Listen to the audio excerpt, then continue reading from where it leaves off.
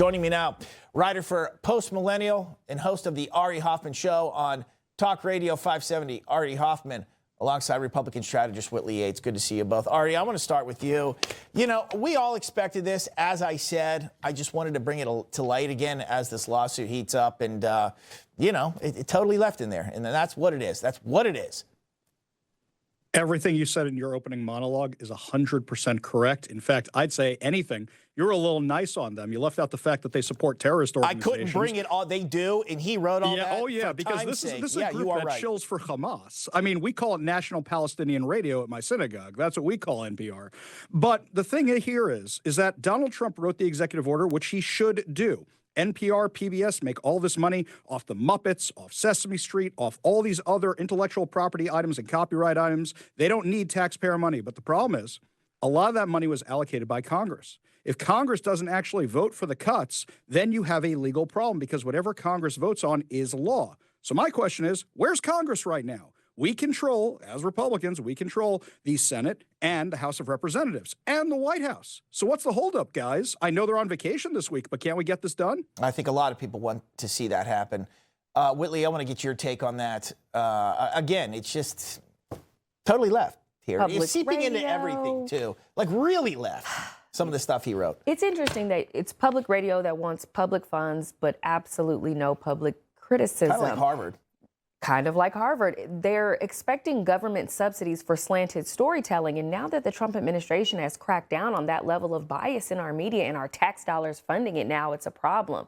Now they've wanted to find their voice. It's not surprising that there is little to no people on the right in the newsroom. It's not surprising that they supported Hamas terrorists. What's surprising really is that our tax dollars have been funding it. And so the fact that this piggy bank is now getting cut off and they have issues with that will hopefully force them to get into more reporting of the news as opposed to supporting of those terrorist groups and other organizations. I also want to pivot to this. Didn't get to it yesterday, but I think a good time for it. The co-author of the book Original Sin, Axios Alex Thompson, is now revealing that Biden's White House staffers felt justified in acting undemocratically if that meant keeping Trump out of power. So they cited one aide who said that Biden just had to win and then he could disappear for 4 years while unelected aides ran the shows behind the scenes. All right, and this was the quote from the book here.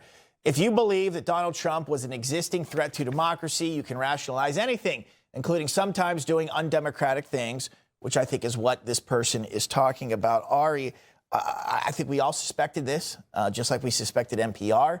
But now it's all coming out. It's all coming to light that they were hell-bent on getting Joe Biden into office. And then that's it. They were running amok in there. Yeah, they knew he was senile from the beginning. I read the book this weekend, and the thing that upset me the most was, one, that quote, because these are the people who always accuse us of being threats to democracy, of trying to be insurrectionists and overthrowing democracy, and literally that's what they were doing. So they're accusing us of what they were doing. But second of all, what really bothers me is the authors of this. This means they knew all this the whole time and were covering it up, or they had ChatGPT write the book for them based on conservative reporting, because all the conservative outlets had many of these stories, if not all of them. And then they just mined them for information, put them in a book, trying to make it look like, oh, we're the arbiters of truth. Jake Tapper, the arbiter of truth. Spare me. This guy knew what was going on, or he is ripping off conservative media in order to say he knew what was going on, and now he's the arbiter of truth. It makes me sick. It does. Trust me, he's not the arbiter of truth by any means. The thing, I just want to read this again, including sometimes doing undemocratic things, which is what those people were talking about. They're so far left. They truly believe President Trump and Republicans are the threat to democracy, yet they keep undermining it. They do it, and they have. But they can't see that because they have gone so far left here. I think that's the biggest issue in a conversation we need to keep having. We got to leave it there. Ari, Whitley, I appreciate it. Thank you. Pleasure as always.